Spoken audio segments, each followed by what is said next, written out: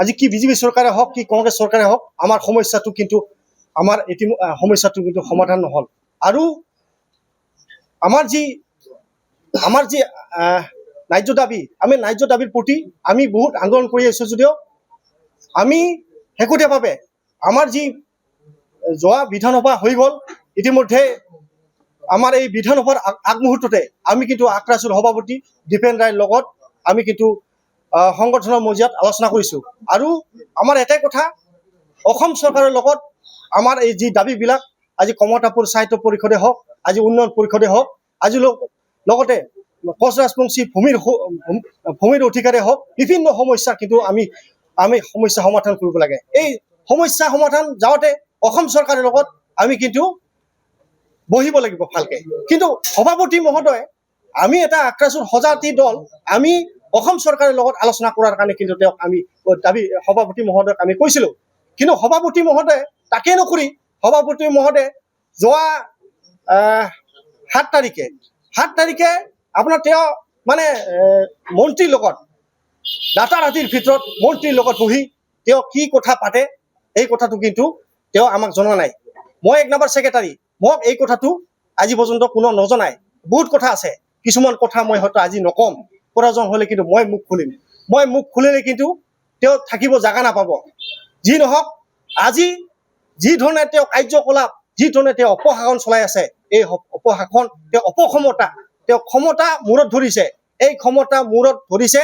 গতিকে তেওঁক চিধা কথা, তেওঁ যোৱাকালি যি ঘটনা কৰিছে, আক্ৰাসুৰ সভাপতিয়ে আমাৰ আক্ৰাসুৰ উপদেষ্টা বিষ্ণুজিৎ ৰায়ৰ লগত যি কৰিছে, সেই কথাটো আমি আক্ৰাসুই মানি ল'ব পৰা নাই। আমি এই কথাটো আমি সকলো জিলাই ইতিমধ্যে আপোনালোকে দেখিছে, এই জিলা সমিতি মানি ল'ব পৰা নাই। আজি মোৰ লগত কোনো টেলিফোনিক বাৰ্তা হোৱা নাই। আজি সভাপতিয়ে আৰু এজন সম্পাদক আৰু আমি 3জন সম্পাদক আছিলোঁ। 2জন সম্পাদকৰ লগত মই 1 নম্বৰ সাংগঠনিক সম্পাদক। সংগঠনত যিকোনো কাম কৰিব লগা হ'লে সাংগঠনিক লাগে, এইটো আপোনালোকে জানে। কিন্তু তাকে নকৰি সংগঠনৰ কিছুমান নীতি আদৰ্শ নামানি তেওঁ জলাঞ্জলি দি আজি কিন্তু তেওঁ বহুত দিনৰ পৰা তেওঁ ক্ষমতা তেওঁ নিজে কিছুমান আন্দোলন কাৰ্যসূচী ঘোষণা কৰি দিয়ে। কেতিয়াবা কয় মোক, অৰবিন্দ তুমি আহা, আমি অমুকত সংবাদ মেল দিম। মই সংবাদ মেলত যাওঁ, যাই কিছু কথা মোক অৱগতই নকৰায়, তেতিয়া মোক কিছুমান কথা বেয়া লাগে। গতিকে আমি জাতিৰ স্বাৰ্থত এক হৈছোঁ, জাতিৰ স্বাৰ্থত আমি আন্দোলন কৰিব লাগিব, জাতিৰ স্বাৰ্থত এক হৈ আমি কাম কৰিব লাগিব। কিন্তু এই কথাবিলাক আমাৰ সমস্যাটো সমাধানৰ কাৰণে কিন্তু আমি মাত মাতিব লাগিব। গতিকে এটাই কথা, তেওঁ 2দিন সময় দিছোঁ। 2দিনৰ সময় যদি তেওঁ তেওঁ অব্যাহতি দিছে, 2দিনৰ তেওঁ ভাল এই কিবাটো আমি মানি ল'ব পৰা নাই। 2দিনৰ কিবা তেওঁ উঠাই ল'ব লাগিব। গতিকে তেওঁ যদি এই উঠাই নলয়, আমি অহা 27 মে তাৰিখে গুৱাহাটীত এটা কাৰ্যনিৰ্বাহী সভাত আছে, তেওঁলোকক সভাপতি আৰু 2জনকৈ সম্পাদক আছে, আৰু লগতে আক্ৰাসুৰ জিলা সমিতিৰ যিমান সভাপতি সম্পাদক বিষয় আছে তাতে উপস্থিত থকাৰ কাৰণে মই কিন্তু আহ্বান জনাইছোঁ। আৰু তেওঁলোকে উপস্থিত থাকিব লাগিব। সংগঠনৰ মৰ্যাদাত কিছুমান কথা পাতিব লগা আছে, সংগঠনৰ মৰ্যাদাত তাকে নকৰি সামাজিক মাধ্যমত দিনক দিনে তেওঁ সামাজিক মাধ্যম বহিষ্কাৰ কৰি কোনোবা অব্যাহতি দিলে এই সমস্যাটো সমাধান নহয়। জাতিৰ স্বাৰ্থত কাম কৰিব লগা থাকিলে সংগঠনৰ মৰ্যাদাত আলাপ আলোচনাৰ মাজেৰে সমস্যাটো সমাধান কৰিব লাগিব। গতিকে এটাই কথা, আমি সমস্যাৰ নামত আমি এই চৰকাৰখনকো আমি অসম চৰকাৰ বিজেপি চৰকাৰখনক কিন্তু আমি অনুৰোধ জনাইছোঁ, যিহেতুকে অসমত বিজেপি চৰকাৰ আজি গোটেই বিজেপি চৰকাৰ আহি গ'ল, কেন্দ্ৰত বিজেপি চৰকাৰ। গতিকে আমাৰ সমস্যাবিলাক অতি শীঘ্ৰে সমাধান হ'ব লাগে। আৰু সমস্যা নামত সমস্যা আমি বিচৰা নাই। গতিকে সভাপতিয়ে সংগঠনটো, আমাৰ এটাই কথা, সংগঠনটো ভাগ কৰিব নালাগে, আমিও ভাগ নিবিচাৰোঁ। গতিকে সংগঠনৰ মজিয়াত আলাপ আলোচনাৰ মাজেৰে আমি সমস্যাটো ঠিক কৰিব লাগিব, এইখিনি কথা। আৰু আমি গুৱাহাটীত আহক 27 মে তাৰিখে, তাতে আলাপ আলোচনা কৰিম। তেওঁলোকৰ যদি সাহস আছে, সোণাধৰ ৰায়, দীপেন ৰায়, নিমাই ৰায়, তেওঁলোকৰ যদি সাহস আছে, গুৱাহাটীত আহক।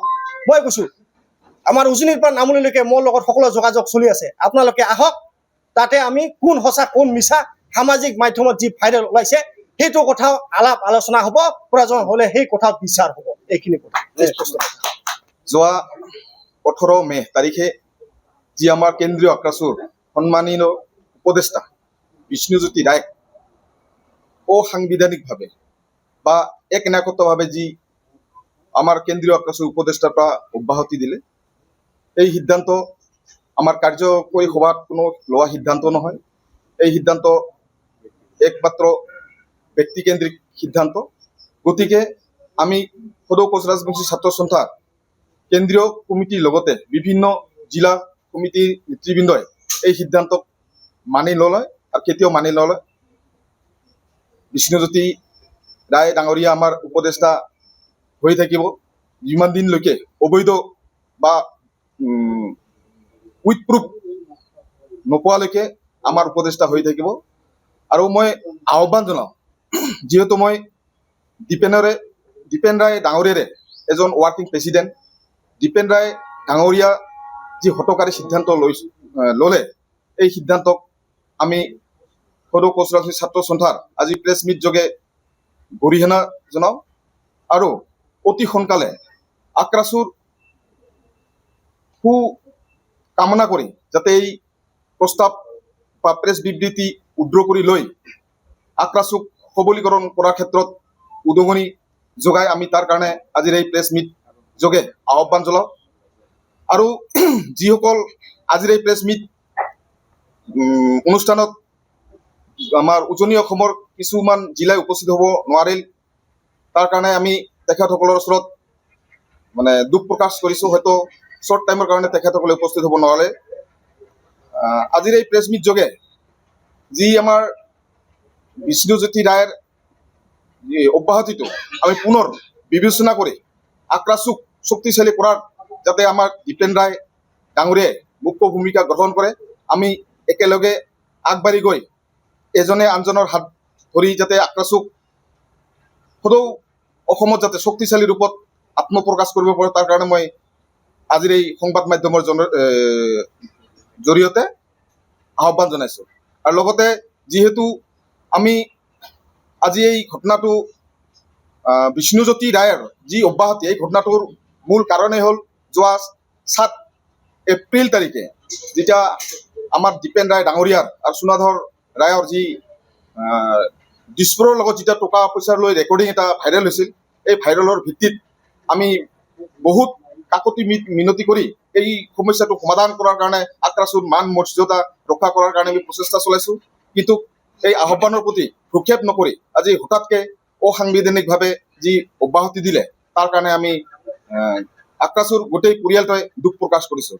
আৰু লগতে এই সম্পৰ্কত তেখেতৰ আগতে কৈ যোৱাৰ দৰে তেখেতৰ যি অব্যাহতি, এই অব্যাহতিটো বিবেচনা কৰি যাতে আক্ৰাসুক শক্তিশালী ৰূপত প্ৰকাশ কৰাৰ কাৰণে আমি উপদেষ্টা মণ্ডলী তথা আমি আক্ৰাসুৰ কেইজনমান নেতৃত্বই অহা 27 তাৰিখে গুৱাহাটীত এটা কাৰ্যকৰী সভাৰ আয়োজন কৰা হৈছে। তাত আমাৰ দীপেন ৰায় লগতে চুনাধৰ ৰায় ডাঙৰীয়াকো উপস্থিত হৈ আমি যাতে এটা পজিটিভ দিশত গৈ আক্ৰাসুক যাতে শক্তিশালী কৰাত যাতে ভূমিকা ল'ব পাৰোঁ, ইয়াৰে মই আজিৰ এই প্ৰেছ মিট জৰিয়তে আহ্বান জনাইছোঁ। ধন্যবাদ। আমি খুবেই দুখিত, মানে যোৱাকালি এটা ছ'চিয়েল মিডিয়াত এটা নিউজ এটা ওলাইছিলে যে আক্ৰাসুৰ এজন উপদেষ্টা বিষ্ণুজ্যোতি ৰায়ক অব্যাহতি দিছে বুলি আমি কালি এটা নিউজত গম পালোঁ। কিন্তু মানে সভাপতি সম্পাদকে যি স্বাক্ষৰ কৰি হঠাতে এনেকে দিলে, এই কথাটো তেখেতক কিবা মানে সাংগঠনিক কিবা দোষাৰোপ কৰি পেলাই মানে তেনেকে দিয়া হৈছে। কিন্তু এইটো কোনো ধৰণৰ আলোচনা নোহোৱাকে তেনেকে কাৰ্যনিৰ্বাহক কোনো ধৰণৰ আলোচনা নোহোৱাকে তেনেকে একচুৱেলি দিব নোৱাৰে। আজি আমাৰ জিলা সমিতি, বিভিন্ন জিলা সমিতিৰ লগতে কেন্দ্ৰীয় সমিতিৰ বিষয়ববীয়াসকল আজি উপস্থিত আছে। তেখেতসকলে কোনো কাৰ্যনিৰ্বাহকত কোনো ধৰণৰ আলোচনা নোহোৱাকে এনেকে দিয়াৰ এইটো তেখেতসকলে খুব দুখ প্ৰকাশ কৰিছে। আৰু লগতে তেখেতসকলে কৈছে যে এইটো আমি মানি নলওঁ, আৰু কৈছে যে আমি অহা 27 তাৰিখত গুৱাহাটীত আমি অনুৰোধ জনাইছোঁ তেখেতসকলৰ এখন সভা অনুষ্ঠিত কৰাৰ কাৰণে, আৰু সকলোৱে তাতে উপস্থিত থাকিবৰ কাৰণে আহ্বান জনোৱা হৈছে। আৰু লগতে আমি সিদিনাখনেই আমাৰ যি আগন্তুক দিনত যি আমাৰ কৰিবলগীয়া বহুখিনি আমাৰ পদক্ষেপ আছে এই বিষয়ে আমাৰ তাত বিভিন্ন ধৰণৰ সমস্যাবিলাক আলোচনা হ'ব। যেনেকৈ আজিৰ এই সময়ছোৱাত আমি যি আমাৰ গেৰুৱা দল অসম চৰকাৰ আৰু পশ্চিমবংগ চৰকাৰ যি ধৰণে আমাৰ কোচ ৰাজবংশী অধিক সংখ্যক মানে চিট বেংগলত 24 জন আৰু অসমত 10 জন যি প্ৰতিনিধিত্ব পাইছে, আমি এই চৰকাৰ গেৰুৱা দল চৰকাৰক আমি প্ৰথমে আমি বহুত শুভেচ্ছা জনাইছোঁ। আৰু লগতে এই চৰকাৰখনে আগন্তুক দিনত কোচ ৰাজবংশীসকলৰ যি সমস্যা, এই সমস্যা বিষয়ত মানে তেখেতসকলে মাত মাতিব। আমি আৰু এটা কথা মানে এটা সমস্যা আমি দেখা পাইছোঁ, এটা আগন্তুক দিনত এটা জ্বলন্ত সমস্যা মানে আহি আছে কোচ ৰাজবংশীসকলৰ সমাজৰ মাজত। আমি দেখিছোঁ আমাৰ অঞ্চলত বিভিন্ন জেগাত মানে বেপ্টিষ্ট মিছনাৰীসকলে আমাৰ কোচ ৰাজবংশীসকলক মানে কনভাৰ্ট কৰাৰ কাৰণে যি প্ৰক্ৰিয়া হাতত লৈছে, আমি দেখিছোঁ গাঁৱে গাঁৱে সিহঁতে সোমাই কোচ ৰাজবংশীৰ ভাষাত বাইবেল সিহঁতে লেংগুৱেজত কনভাৰ্ট কৰি পেলাই বিভিন্ন গাঁওসমূহত আমাৰ এইবিলাক বিলাই আমাৰ মানুহক কনভাৰ্ট কৰিছে। অলৰেডি টোটেল 1700 মানুহ এতিয়ালৈকে কনভাৰ্ট কৰিলে। বাক্সাত কৰিছে, বঙাইগাঁৱত কৰিছে, কোকৰাঝাৰত কৰিছে, ধুবুৰীত কৰিছে, এই কোচবিহাৰত কৰিছে। এইবিলাক আমাৰ ল'ৰাই আঞ্চলিক পৰ্যায়ৰ ল'ৰাই আমাক জনাইছে যে কিছুমান জেগাত যি মানে এনেকৈ বিলাই আছে, এই কথাবিলাক আমাৰ মানে ধৰি পেলাই এই মানে গতায়ো দিছে। আমি ভাবোঁ যি ধৰণে আমাৰ যি হিমন্ত বিশ্ব শৰ্মা ডাঙৰীয়াই যি ধৰণে আমাৰ মানে অসমত যি পদক্ষেপ লৈছে, আমি আশাবাদী যে আমাৰ যি পশ্চিমবংগৰ মুখ্যমন্ত্ৰী অধিকাৰী ডাঙৰীয়া আৰু মন্ত্ৰী নিশীথ প্ৰামাণিক ডাঙৰীয়াই তেখেতসকলেও তেনেধৰণে পদক্ষেপ গ্ৰহণ কৰিব। আৰু আজি আমি দেখিছোঁ পশ্চিমবংগত আমাৰ যি এজন MLA TMCৰ MLA আছিল স্বপ্না বৰ্মন, তেখেতে TMCৰ পৰা নিৰ্বাচনত অৱতীৰ্ণ হোৱাৰ বাবে তেখেতৰ ঘৰ দুৱাৰ জ্বলাই পেলাই দিলে। আৰু ইয়াক আমি আক্ৰাছে তীব্ৰ ভাষাৰে আমি গৰিহণা দিছোঁ, কাৰণ এজন ব্যক্তিৰ তেখেতৰ স্বাধীনতা আছে। যিকোনো খবৰৰ বাবে যোগাযোগ কৰক আমাৰ এই নম্বৰত 9181 307 2221।